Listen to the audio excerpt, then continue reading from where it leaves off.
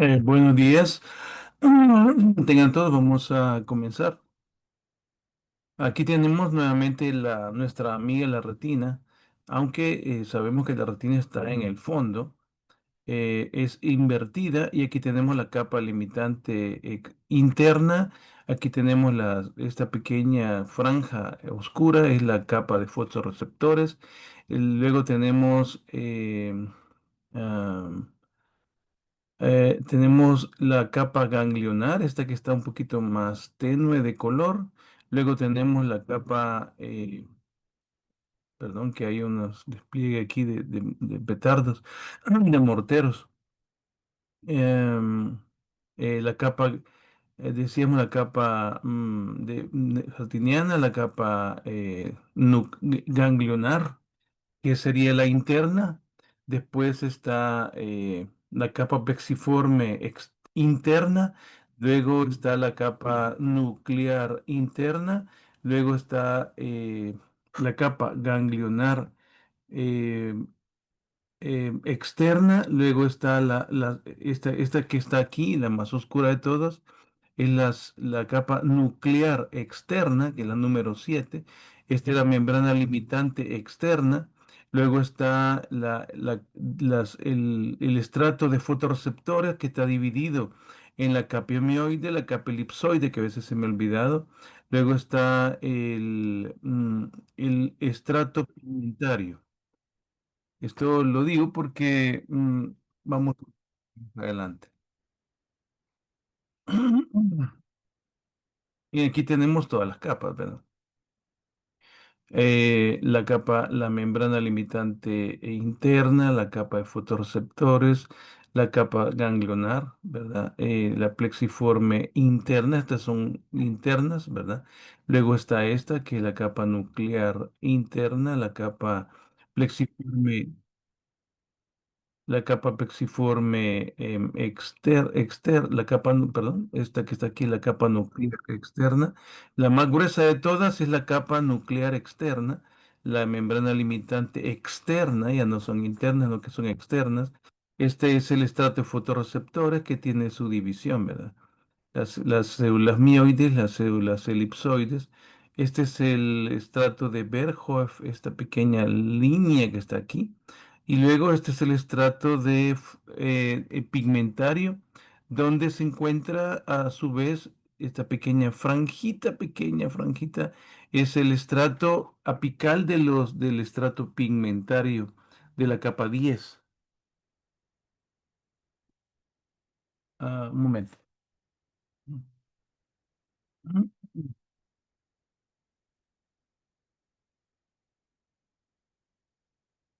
Muy bien. Entonces, esto ya lo habíamos visto. Entonces son los papiledemas.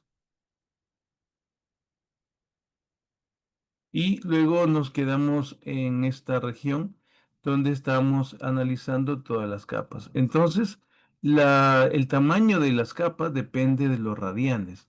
Aquí tenemos o sea que este puntito que está aquí, este puntito, lo podemos mover en el OCT, ya sea a la papila o la mácula, ¿verdad? Aquí tenemos, si es la mácula, sería este centro perimacular peripapilar, o si es en la mácula perimacular, o si es la papila peripapilar. El estrato sería el centro, es la mácula o la papila, depende de donde enfoquemos el cuadrito, ¿verdad? Y siempre examinamos la capa del estrato pigmentario y la membrana limitante interna, que es la más externa, la que está más arriba de todas. Limitante interna, acuérdense de la retina invertida, ¿verdad? Las capas están invertidas. Y este estrato decíamos que tenía un promedio de 223 micras. En general, el centro aquí está enfocada a la mácula, ¿verdad? La mácula anda alrededor de 225 y la pupila es un poco más profunda.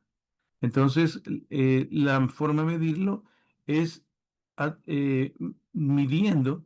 la capa limitante interna al estrato pigmentario de la retina, que es el más blanquito y el más profundo. En el centro anda como 23 milímetros. Luego la zona peripapilar anda alrededor de los 320, 302, 16, eh, 318, 316, ¿verdad? O sea que quiere decir de que las regiones anteriores y posteriores pues son un poquito más altas que las nasales y las temporales. Esta región de acá sería la zona temporal, está donde está el 100 y aquí la zona nasal. La zona temporal es la más, quiero ver, sí, la papila. Aquí está la papila, ¿verdad? Aquí tenemos la zona temporal, y aquí tenemos la zona nasal. Entonces, pues, y luego está esta segunda circunferencia que se llama parapapilar, que no es tan alta, ¿verdad? Anda por los 280, cerca de 300. Y entonces esto hace la morfología de un volcancito, ¿verdad? Aquí 200, aquí 308 y aquí casi 300, 290, 280, ¿verdad? Y esto nos sirve para medir el tamaño de la pupila, que debe ser en colores verdecitos. Y esto es lo que nos define qué es agua y qué es atrofia. El agua, si sobrepasa el valor del 100%, usualmente los valores del OCT van a ser a veces claros o blancos, y cuando es atrófico se ponen rojos. Después de los edemas, los pacientes evolucionan a atrofias.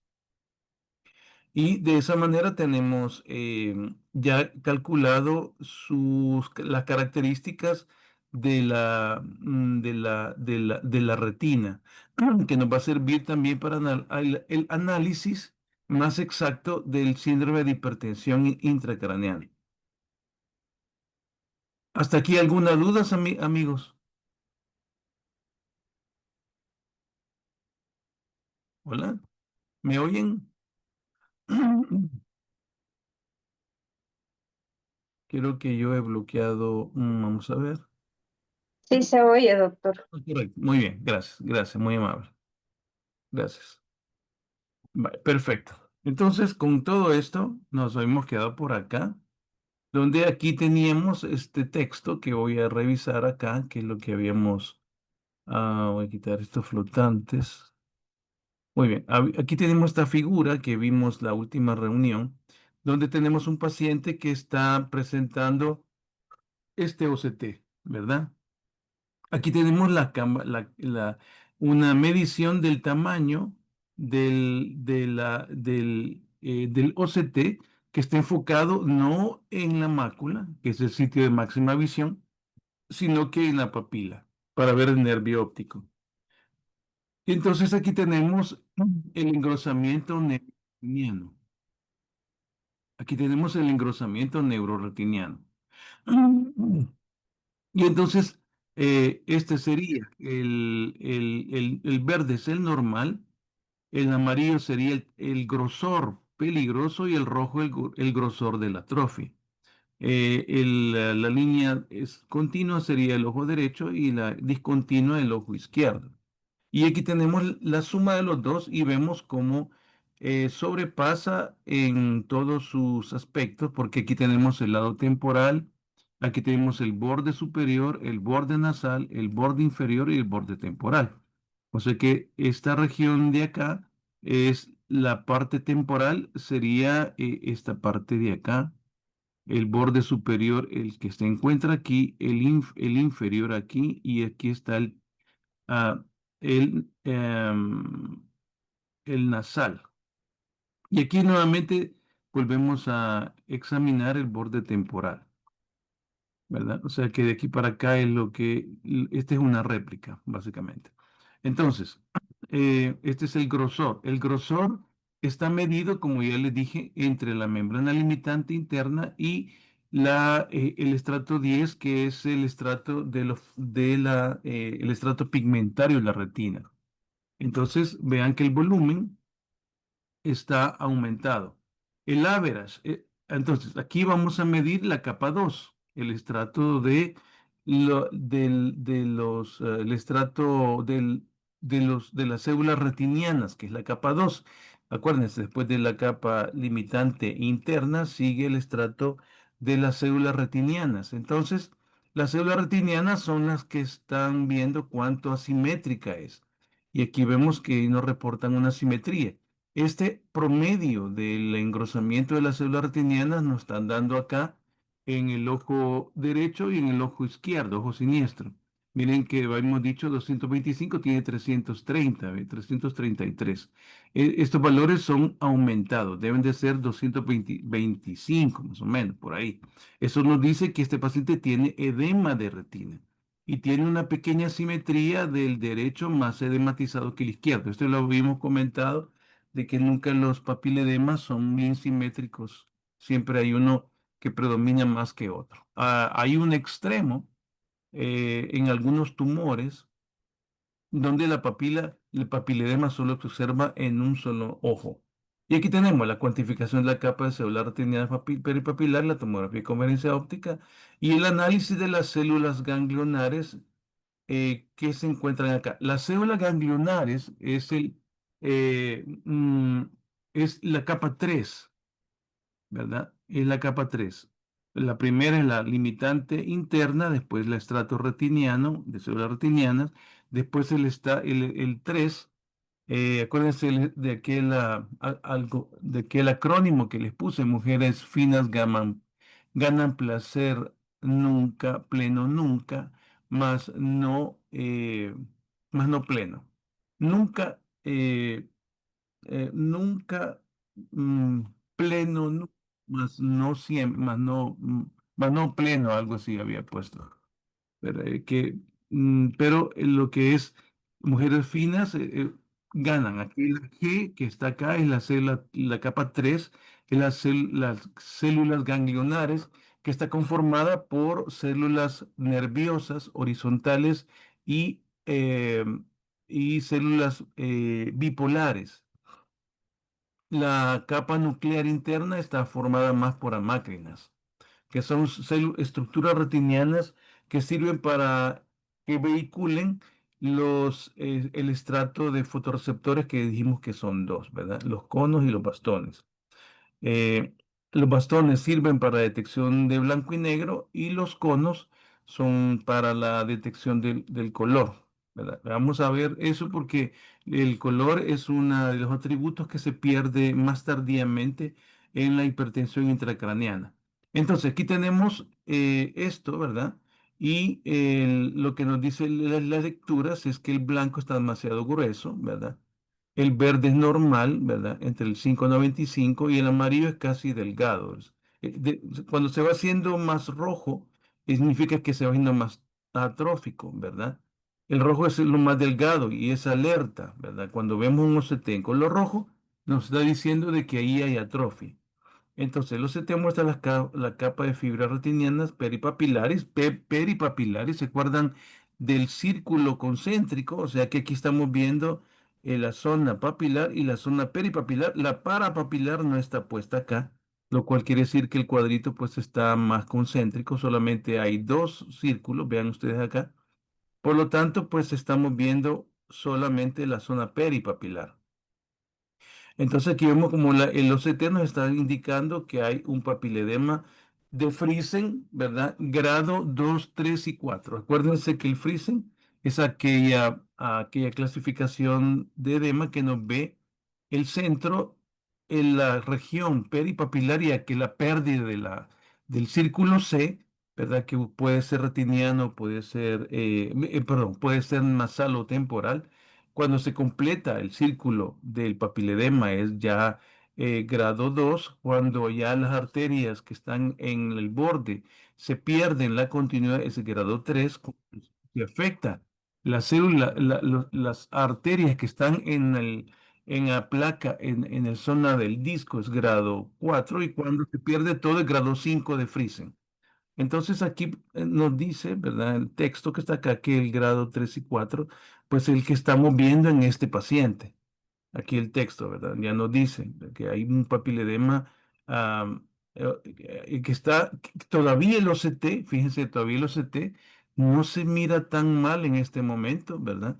Nos dicen que sus scores andan en el rango promedio, aunque los tamaños andan en 330 a 323, pero el tamaño de los está muy bien en la región, vamos a ver, aquí sería en la región superior, en las regiones nasales, temporales, pero está ocurriendo aumento de los colores del diámetro, básicamente en las partes inferiores de la papila. Vean este color blanco, significa que aquí y en la papila propiamente, pero no en las células peripapilares, sino que en la zona papilar y en la región inferior de la retina está ocurriendo un aumento del tamaño. Ahí está el papiledema. Luego, cuando le hacen un segundo examen, ven que ya no está evolucionando hacia el, o sea, el ojo derecho está edematizado, pero el izquierdo, vean ustedes esta gráfica, significa que ese ojo izquierdo está avanzando hacia la atrofia. Esto es ya signo de irreversibilidad. Y entonces vemos que la zona ya todavía tiene edema en la papila, pero la zona peripapilar básicamente ya se está perdiendo. Esto indica también que hay un compromiso en este ojo, ¿verdad? Aquí tenemos el ojo, los scores del ojo derecho que indica que solo la zona papilar está edematizada, que es este pico que está acá, que correspondería a este punto blanco que está aquí en la propia papila, pero vemos que la zona peripapilar, que es muy característica de las células ganglionares. Pero vean aquí, ¿verdad? Este foco rojo que se encuentra acá, del edema grado 3 de Friesen, está evolucionando a una atrofia de la capa de células ganglionares, que es la número 3, ¿verdad? Es la número 3. Por eso está este señalamiento azul que vemos acá, donde el average, ¿verdad?, de las células ganglionares, ¿verdad? Ese es el layer cells ganglionar, capa de células ganglionares. Esta es la zona peripapilar, fíjense interesante, que acá el OCT en la zona peripapilar es más sensible para la detección de las células ganglionares, zonas horizontales y zonas bipolares. Nos está hablando de que ya el estrato neurológico, no el estrato pigmentario, sino que el estrato neurológico se está perdiendo ya. Esto es bien interesante. Muy bien, esto ah, lo vimos aquí. Muy bien. Ah, ¿Qué indica lo amarillo? Voy a preguntarle aquí a uno de ustedes. A ver, Berta, doctora, ¿qué indica esto amarillo? Hola, doctora, doctora, o alguien. Se me durmió la doctora. A ver, Elisa, Rosa. María, Samuel,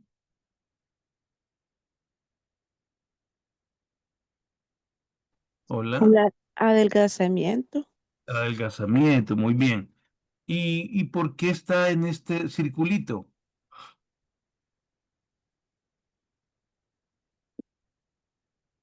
¿Por qué está en este circulito?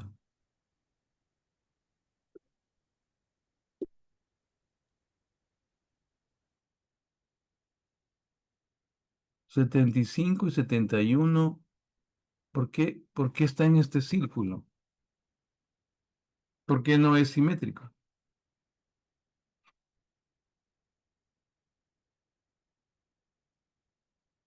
¿Son los papiledemas simétricos entre ellos cuando los pacientes tienen hipertensión intracraneana?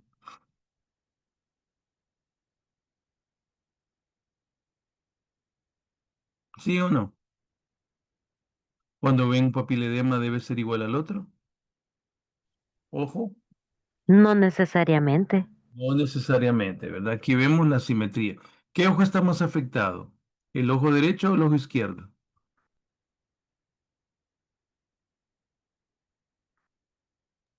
¿Izquierdo? Este es ojo derecho y este es ojo izquierdo. ¿Quién está más rojo de los dos? El derecho. Eso. ¿Y el rojo es que está haciéndose más grueso o que se está haciendo más delgado? ¿Más ¿Ve? delgado? Más delgado.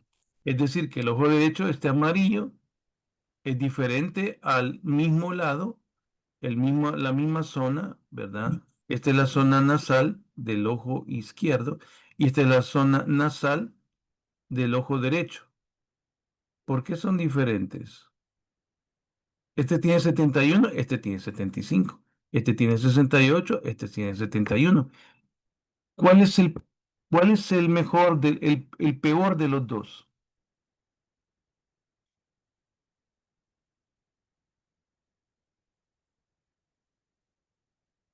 ¿Cuál es el peor entre la zona nasal del ojo derecho y la zona nasal del ojo izquierdo? ¿Cuál es el peor?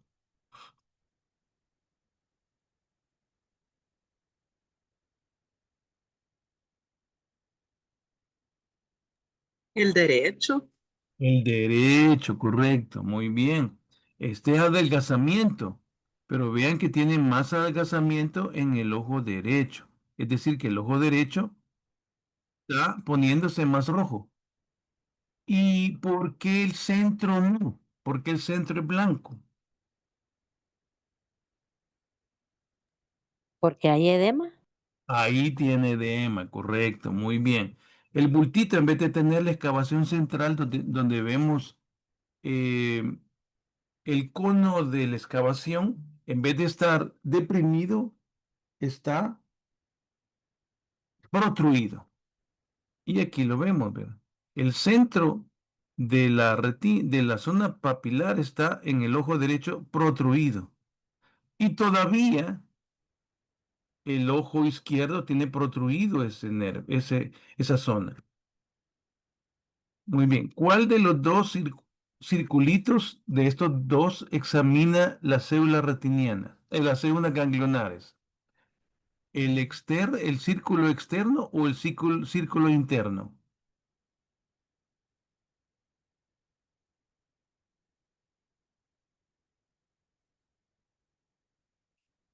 Las células ganglionares, ¿en cuál de estos círculos se explora mejor?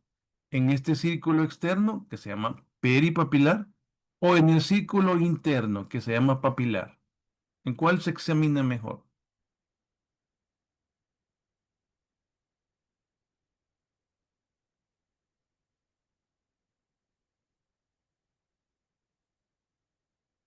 Ángela dice que quiere hablar, pero no la dejamos.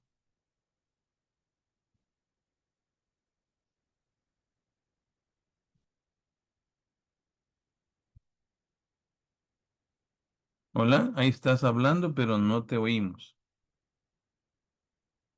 Y he escuchado a otro, fíjate. No me oyes. Y tal vez escribes, Ángela. ¿Cuál de los dos círculos examina mejor las células ganglionares? ¿El externo o el interno?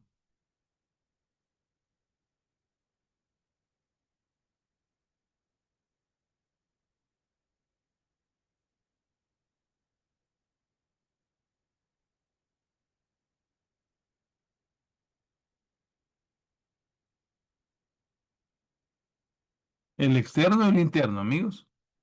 Les voy a decir yo, el círculo externo que estoy mostrando acá. El círculo externo, ¿verdad? Este que se llama peripapilar, examina mejor las células ganglionares, que es la capa 3. Y el centro examina también las células ganglionares, pero se utiliza más para las células retinianas, que es la capa 2. Entonces, este paciente lo que quiere decir es que está evolucionando peligrosamente hacia el deterioro irreversible, es lo que quiero decir.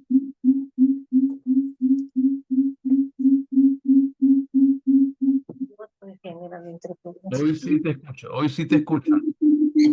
Es que Tienes en un, el teléfono sí me oye, pero en la compu no. Estás haciendo un feedback entre la computadora y tu teléfono. Sí, ya me di cuenta, doctor.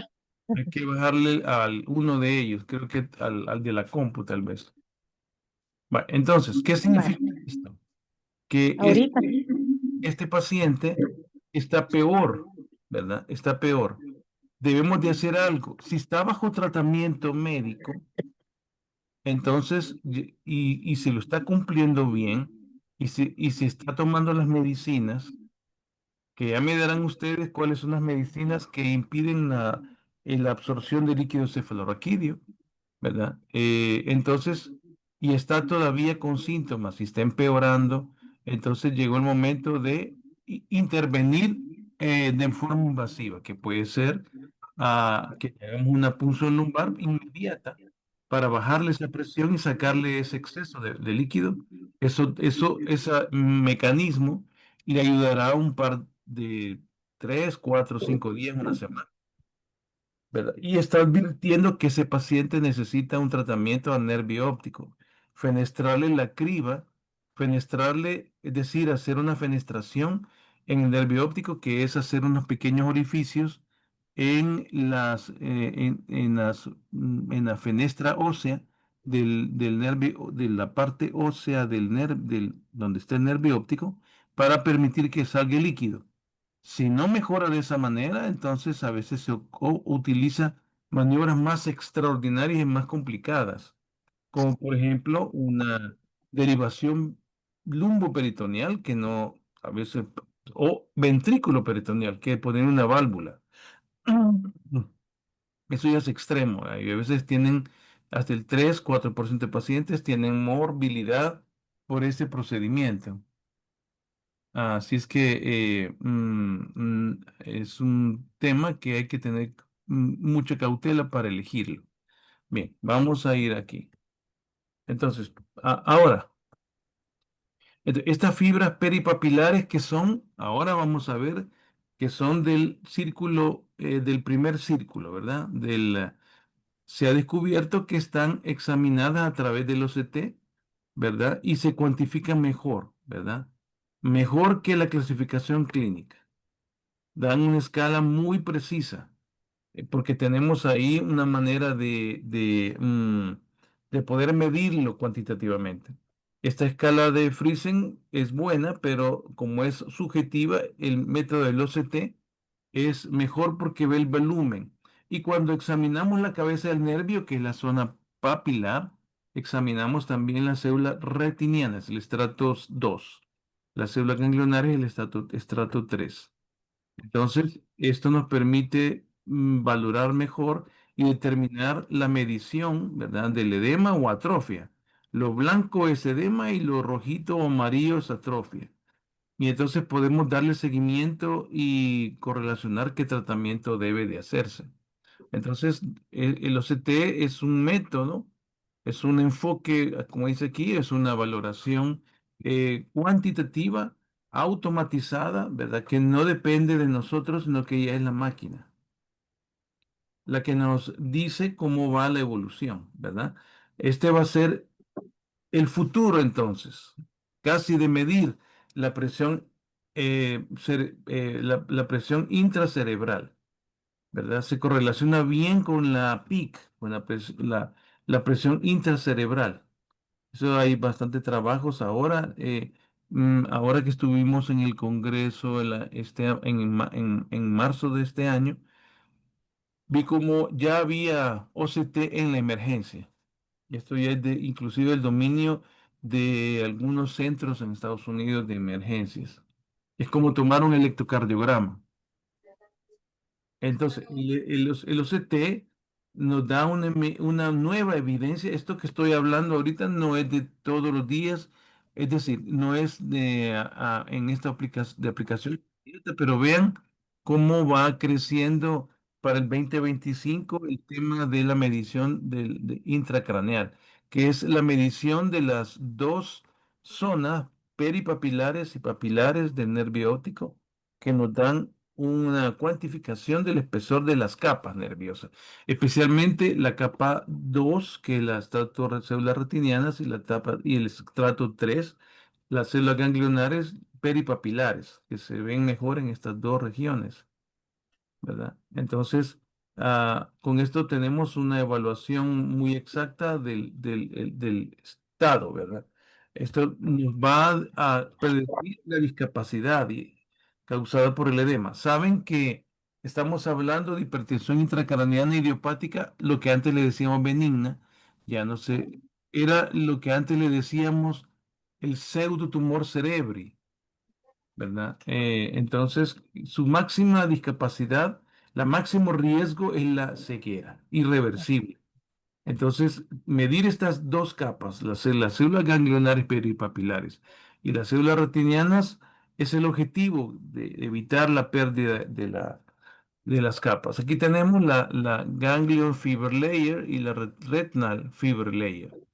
Estas son las capas 2 y 3. Estas células ganglionares, ¿verdad? Sirven para evitar que se vayan disminuyendo esas fibras nerviosas retinianas, ¿verdad?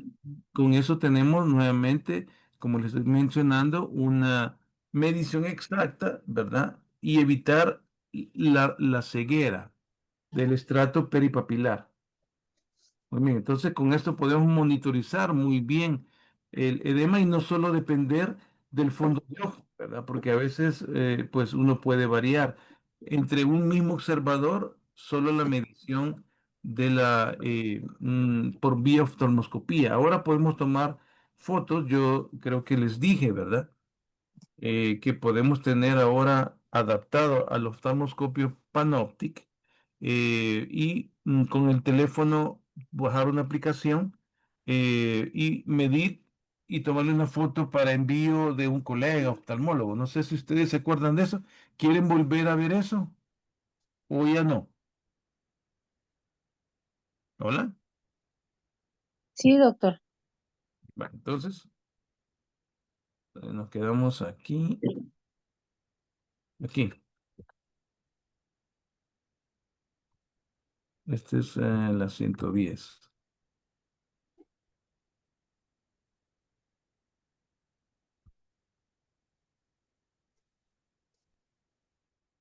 Aquí. Es este. Conocen este oftalmoscopio, ¿verdad? Yo tengo uno, el Panoptic se llama, y este es un teléfono iPhone, ¿verdad? O cualquiera. El iPhone funciona mejor, lastimosamente, pero porque la carcasa a veces se puede manipular y tiene el programa, pero cualquier teléfono. Voy a quitar los flotantes de acá. Entonces, aquí tenemos la página web. Esta. Esta es la página web de esta. Voy a copiar esto para que podamos verlo acá. Si quieren incursionar en esta tecnología, ¿verdad? Yo estoy también metiéndome a esto ahora, justo ahora, ¿verdad? Y esta es la compañía que distribuye esto. Ellos venden esto. Entonces aquí uno puede elegir el adaptador, el oftalmoscopio y el mango de litio, ¿verdad? Anda como por los $329, casi 400. 397. A 1,300, no sé, ¿verdad? Y aquí pueden comprar los dos.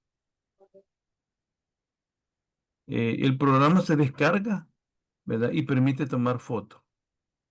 Este es más complicado todavía. Te vale $5,000.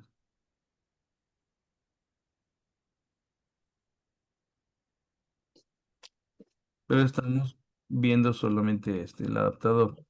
Yo ya tengo solo necesito, ya tengo el teléfono, solo necesito el adaptador. Uno puede nada más pedir el adaptador solo. Y entonces, eh, O deja, du- déjame meter porque no 300, sé por qué me pusieron solo que- el adaptador. Si es en café, café. Voy a pagar se me Ah, pues lo que haga. Muy bien, voy a salirme de aquí. Esta página no nos promociona el curso. 110 dijimos, ¿verdad? Aquí. Pues bien, ya incursionamos en la página web donde se puede. Ahí se puede tomar fotos. No hay necesidad de dilatar la pupila, sino que con eso podemos tomar fotos de nervio óptico a través de ese sistema y queda como lo estamos viendo ahí, ¿verdad? Entonces, ¿cuál es mejor? ¿Las células ganglionares o las células retinianas? Esto es interesante, ¿verdad? Porque a veces no podemos tenerlo todo. Entonces, la capa ganglionar eh, es la que usualmente se van disminuyendo primero las ganglionares y después las retinianas, ¿verdad? Si la disminución del espesor de la fibra retiniana periférica es resultado de una mejoría del edema. El espesor de la capa de las ganglionares maculares permanecerá estable, mientras que el último resultará en una disminución del espesor de la capa de las retinianas periféricas como de la capa de las células ganglionares. Depende de dónde pongamos el cuadrito. El centro, ¿verdad? Es el que más tardíamente se hace atrófico. Lo más común es la peripapilar. Entonces, a través del OCT podemos calcular esta medición. Las células retinianas es la que disminuyen de tamaño en este texto, ¿verdad? En la figura 5.3 tenemos una, vamos a ver. Este es el texto del libro, creo que el libro ya se los mandé, pero creo que el libro ya se los envía, el fascículo creo que ya se los envié. Ah, sí, estoy aquí.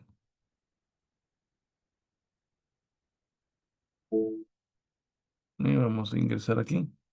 Esperar un segundito. Este. Aquí lo que vimos es que las células ganglionares están más atróficas. Es lo que acabamos de ver de eh, aquí hay atrofia ganglionar ya. Y la retina todavía tiene edema y aunque ya está viéndose el compromiso de las células, de la medición de las células retinianas en todos sus componentes, ¿verdad? Pero la zona peripapilar se ve edematizada. Nos sirve para las dos, ¿verdad? Pero las células ganglionares es importante, las células retinianas es crítica que estén normales. Lo podemos ver con ambos. Las células retinianas quizás es mejor para valorarlas siempre que las células ganglionares, las dos, ¿verdad? Entonces, siempre detectar para detección de la atrofia, ¿verdad? Eh, y la capa de fibras peripapilares son de este segmento que es la más confiable, ¿verdad? Más que la clasificación oftalmológica. Y el ganglio macular, ¿verdad? Es otra ayuda.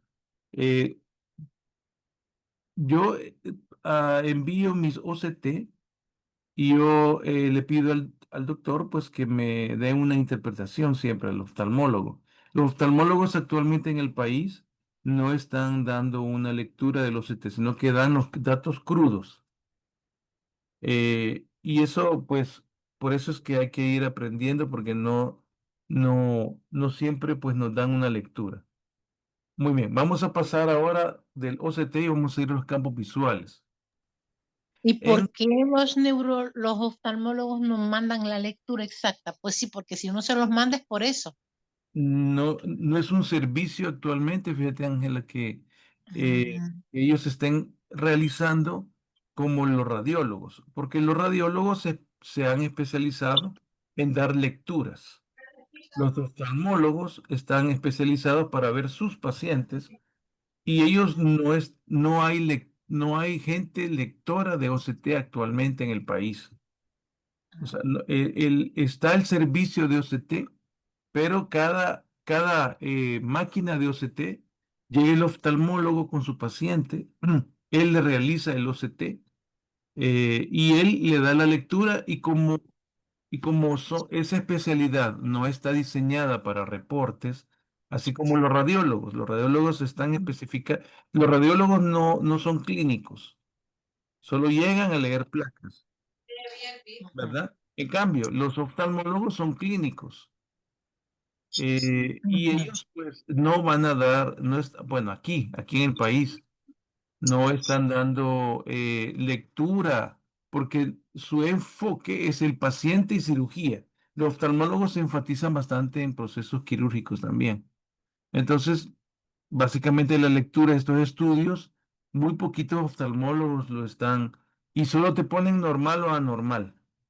En cambio, esto también está pasando en todas partes, donde la inteligencia artificial pues va a ser el lector de los OCT.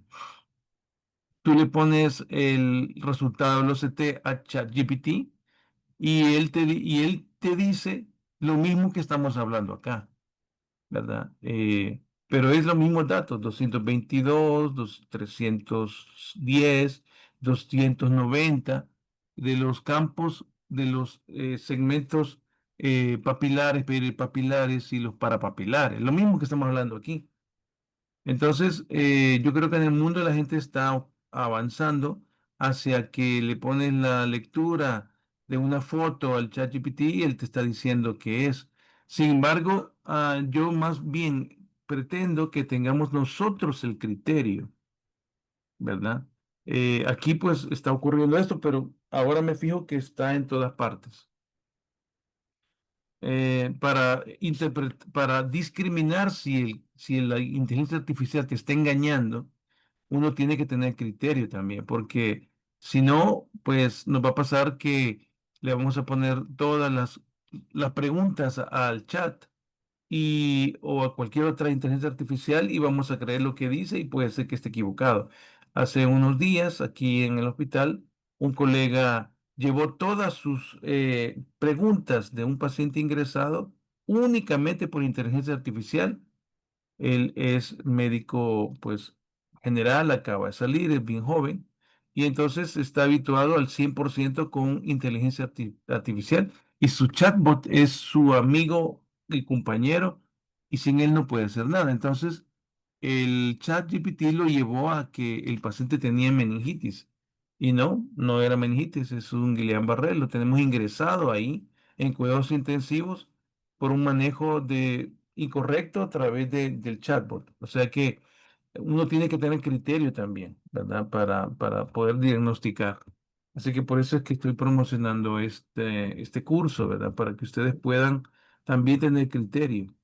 Esto va a quedar en la red. Bueno, con respecto a Gracias. a la- Gracias, doctor. sí, con respecto a la campimetría, lo podemos hacer frente al paciente por confrontación. ¿Verdad? Esto da información así cruenta, ¿verdad? Grande, cruda, bruta.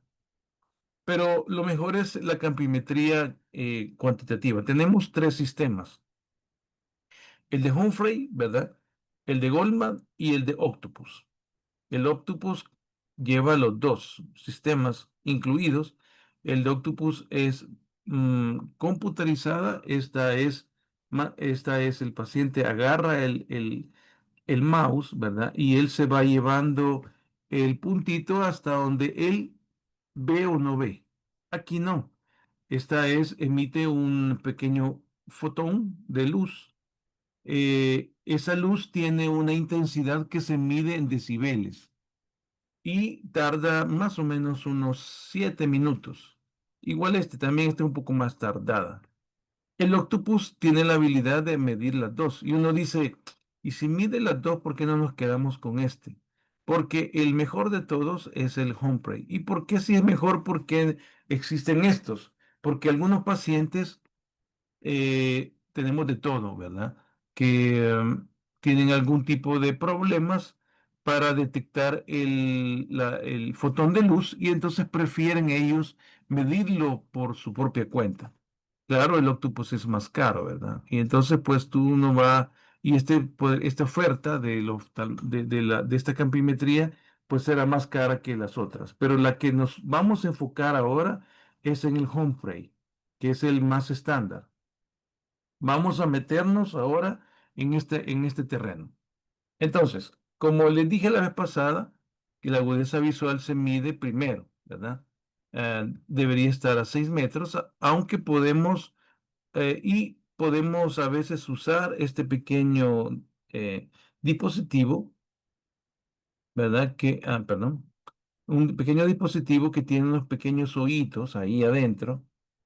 Este pequeño hoyito que se encuentran ahí permite ver lo que está en las letras, y esos hoyitos tienen la habilidad de poder ver en esos pequeños puntos, y a través del sistema se pueden evitar algunos defectos de visión por refracción, ¿verdad? Es un poco complejo la forma como puede este sistema evitar eso. Entonces, con este palito que se encuentra aquí, se levanta, ¿verdad? Y tiene un resorte que lo hace caer en su lugar. Y esto podemos comparar, ¿verdad?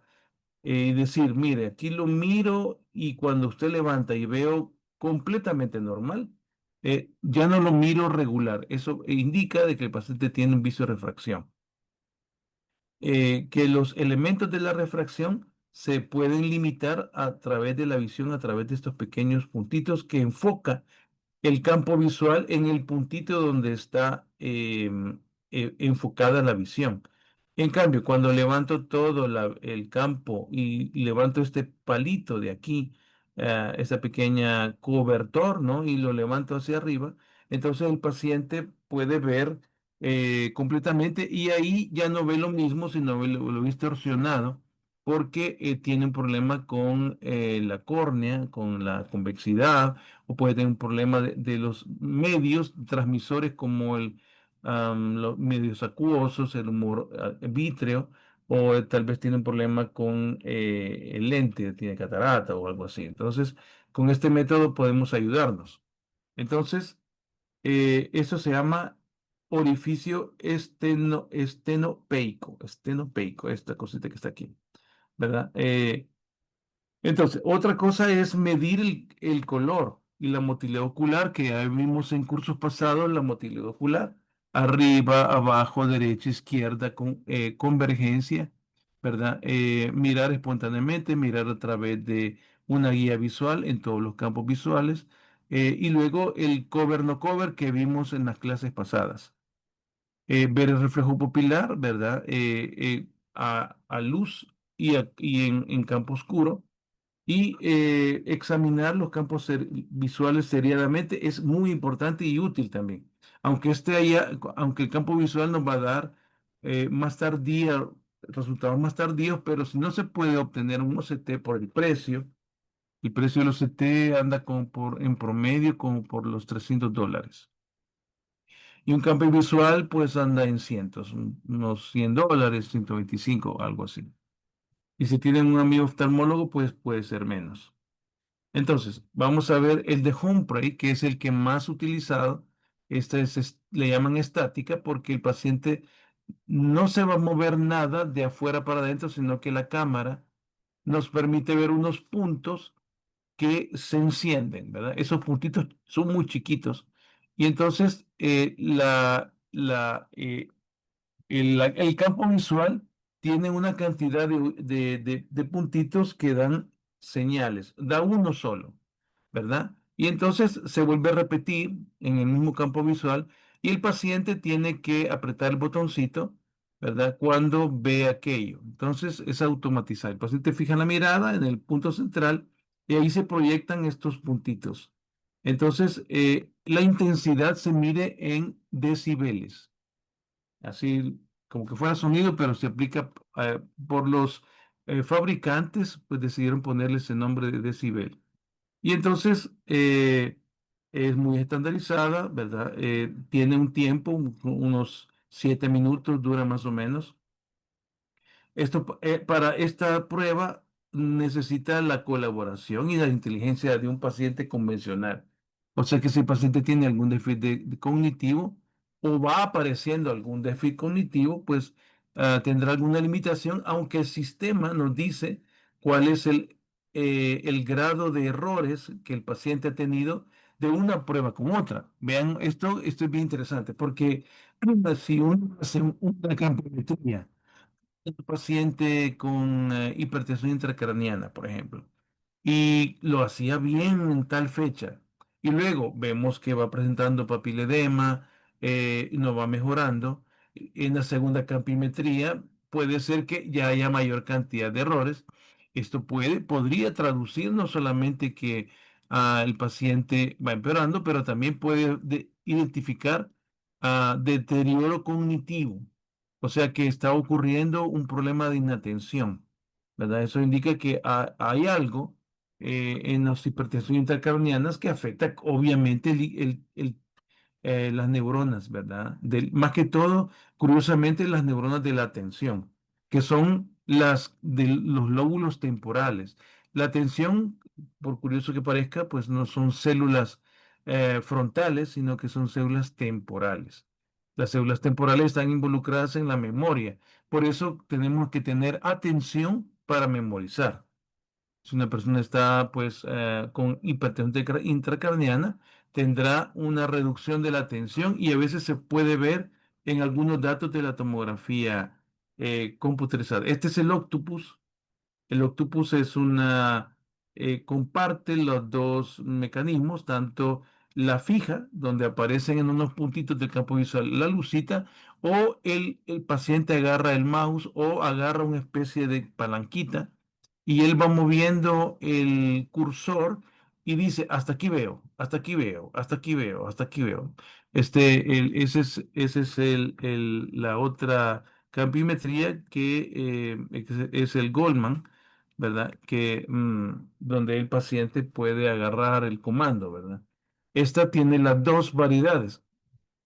No es tan común en El Salvador, no se encuentra esta forma tan fácilmente, ha de ser más caro, un equipo más sofisticado, ¿verdad? Tiene las dos, según el programa, uno se puede cambiar a una u otra. Entonces, pues la versatilidad es la ventaja de este método. Y el técnico puede, si no encuentra facilidad con una, entonces le dice, vaya, agarra el comando y vamos a hacer la otra. Entonces, en la de Humphrey no puede hacer eso, ¿verdad? Entonces, solo puede hacer nada más la emisión de una luz estática. Es decir, que la lucita ya está establecida ahí, ¿verdad? Entonces, eh, mm, creo que tengo aquí un pequeño video. Quiero ver, le pongo acá.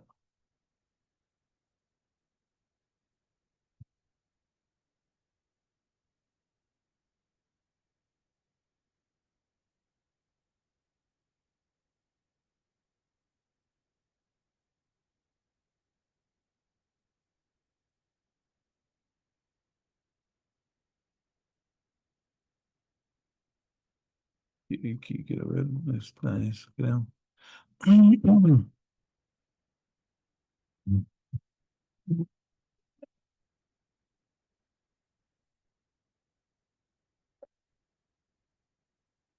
Entonces, uno mete la cabecita, ¿verdad? A cierta distancia. eh,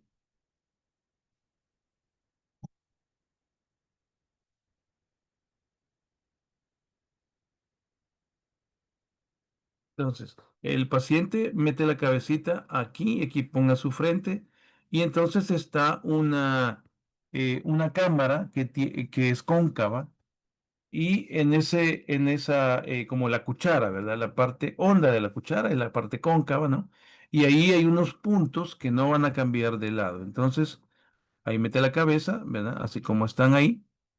Eh, Tiene que estar no así, sino que rectecito, o sea que esto se permite angular. Y entonces, uno, quiero ver, este tiene un enfoque de cómo se ve adentro.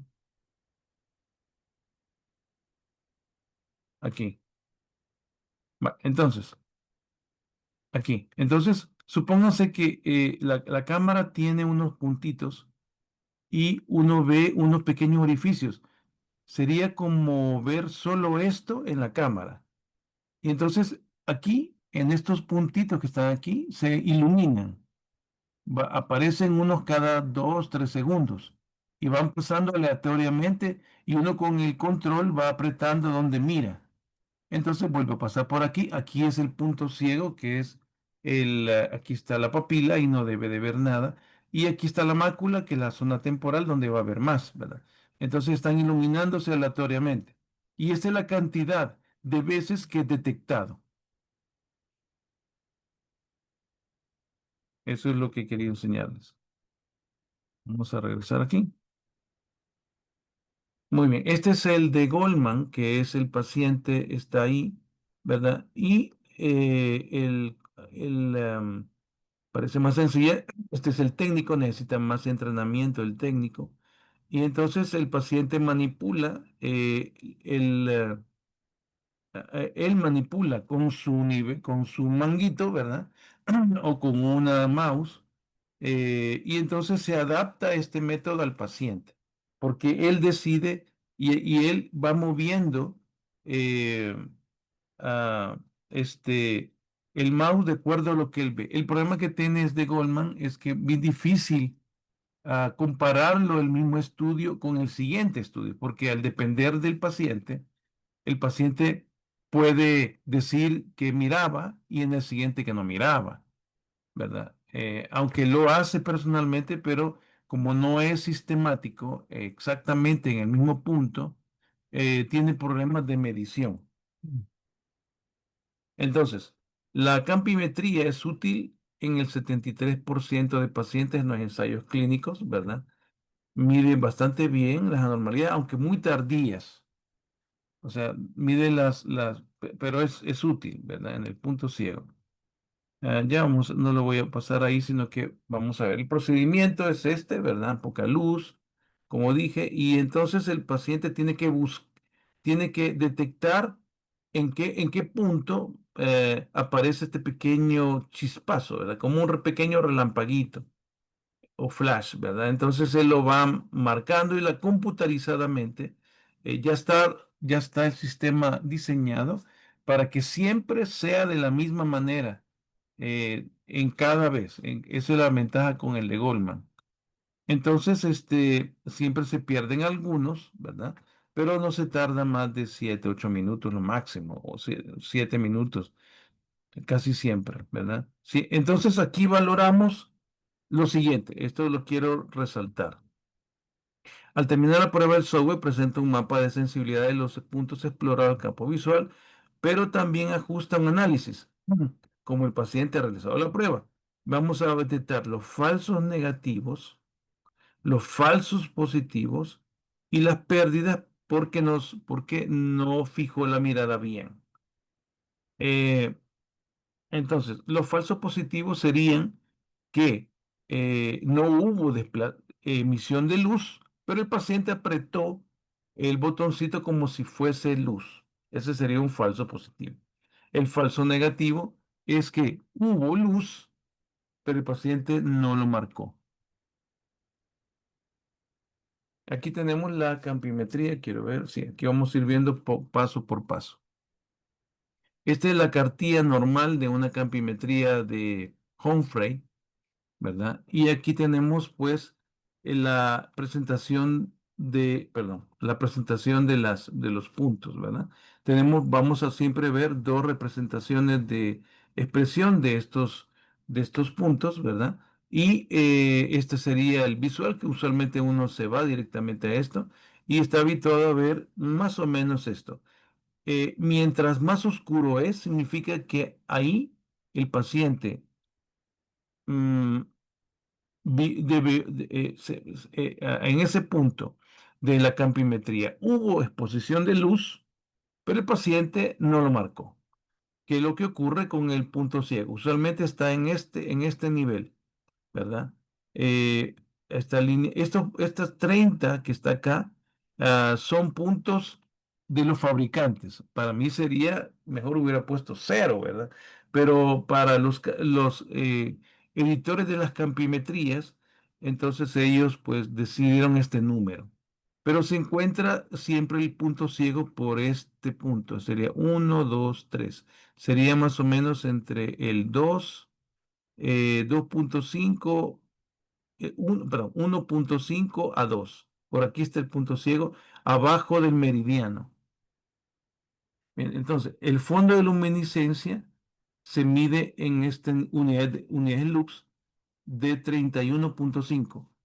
Esta es el medida estándar de luminiscencia. Para ponerles una idea, cuando ustedes encienden en su clínica la luz de sus clínicas, que es esta barra de luz halógena, estas son 1000 unidades lux.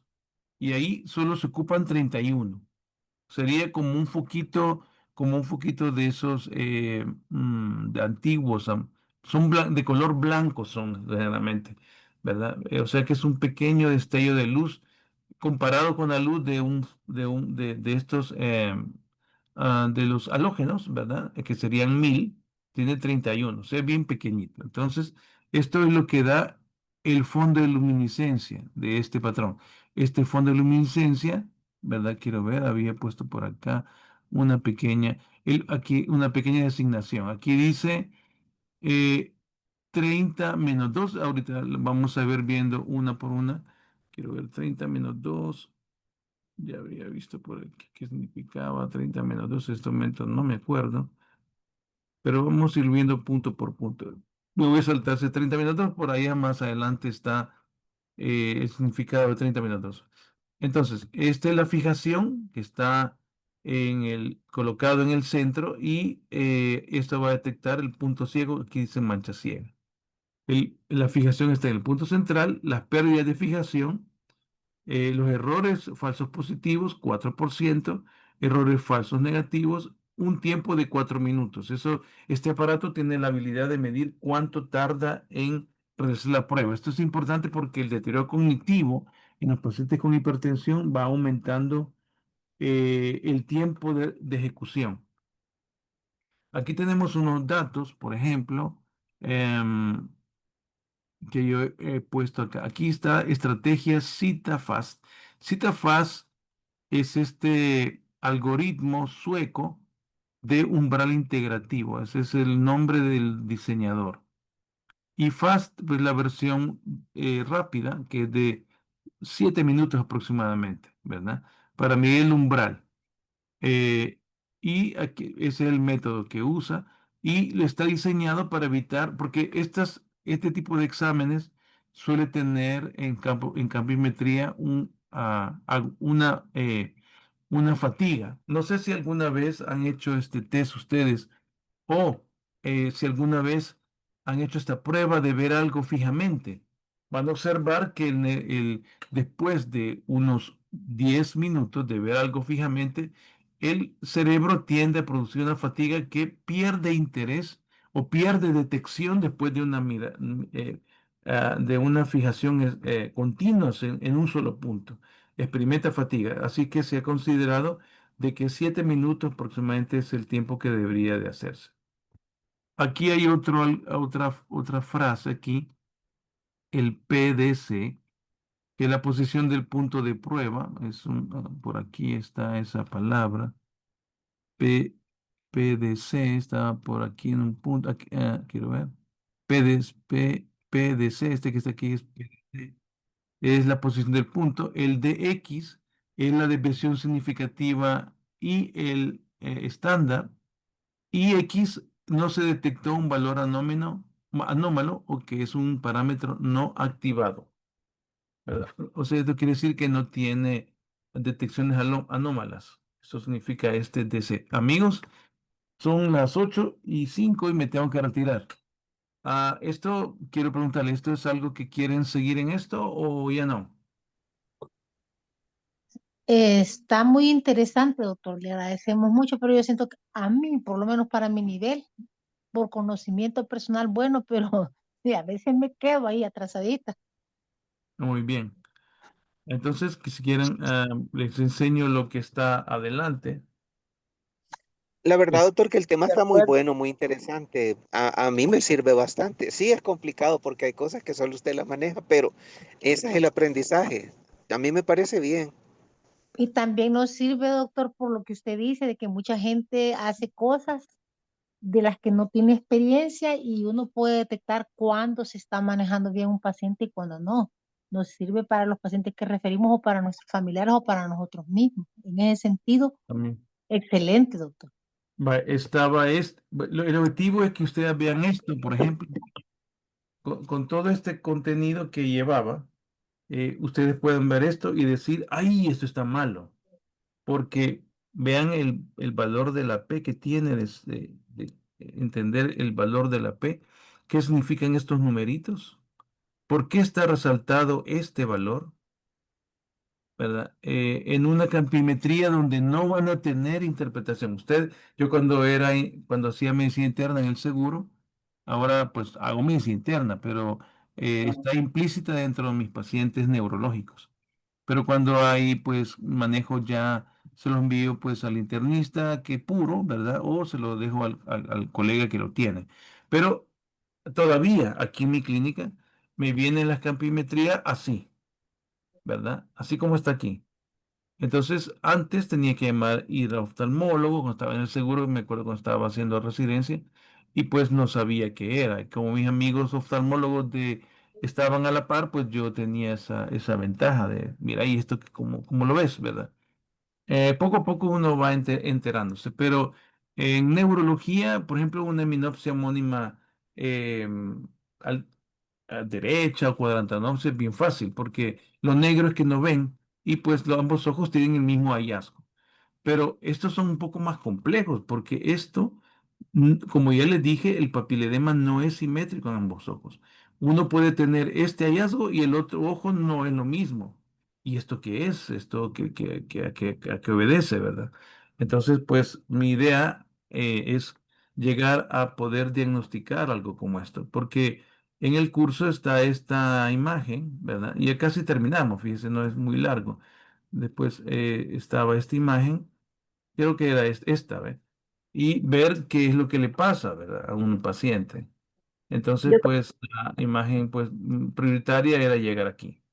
de no quedarse uno conforme con un reporte anormal y quedarse como, ah, vaya, está bueno, sino de investigar qué más puede uno saber y ver qué otras causas puede tener este paciente. Ujú. A mí, Vean, Doctor, una vean, bueno, pregunta. esta es una campimetría de este año, miren. Aquí está el cita, ya vieron que es el método tradicional, ya saben que es 31.5. ¿Quién sabe qué significa ese 31.5 ASB? ¿Alguien sabe?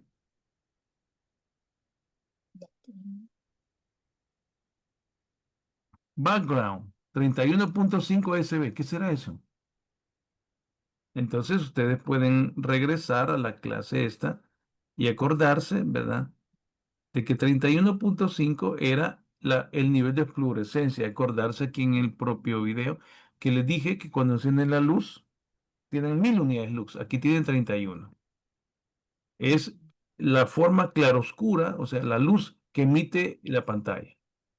Bueno, amigos, me voy a retirar. Pues, Muchas gracias, doctor. yo voy Solo, a...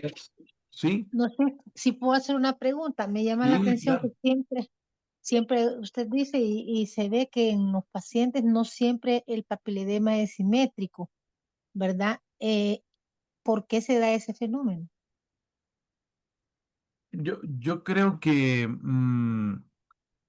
a pesar de que es una enfermedad que afecta al cerebro globalmente, ahora sabemos que la dominancia de los electrones es diferente. Mm, Ujú.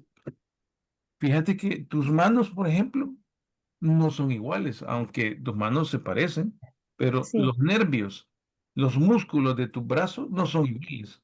Hay unos que tienen diferencia en es grosor, cierto. ¿verdad? Entonces yo lo Mm, comparo con esta explicación de este colega que explica lo siguiente. Cuando una persona, un profesor, por ejemplo, pasaba por un campo donde estaban estudiantes, él se llama doctor Hicks. Él describió por qué motivo estos estudios no son simétricos y dijo lo siguiente.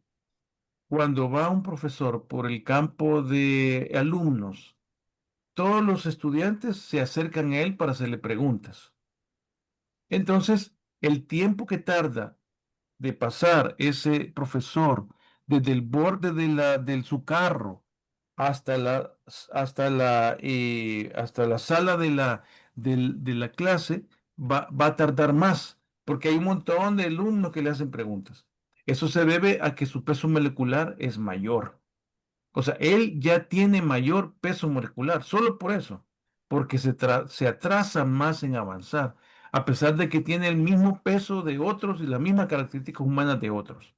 En cambio, un profesor que lo acaban de contratar ayer, por ejemplo, y se ve que es cara de niño, entonces pasa por el mismo campo y ¿tú qué crees? ¿Quién se tardará más de los dos? ¿El que acaban de contratar que tiene cara de niño o el profesor canoso? El profesor, porque tiene más experiencia y va a haber más gente que le pregunten, que ¿Y por el qué? joven no mucho uno quiere preguntarle. Entonces, ¿quién Pienso llega yo. más rápido al salón de clases? El joven, El joven, pues ese tiene menos peso molecular ajá, y pesa lo mismo que el otro. Y es la misma característica, los dos son profesores. Así pasa con el nervio óptico. El nervio óptico tiene una densidad mayor en el ojo en dominante un que ojo en que el en otro, otro. Ah, el dominante. el Ajá. dominante. Claro, porque hay Ujú. mayor tránsito de moléculas detenidas ahí, y ahí pasa mayor flujo de electrones, Información y y por lo tanto conexión. su presión arterial tiende a decantarse al lado dominante.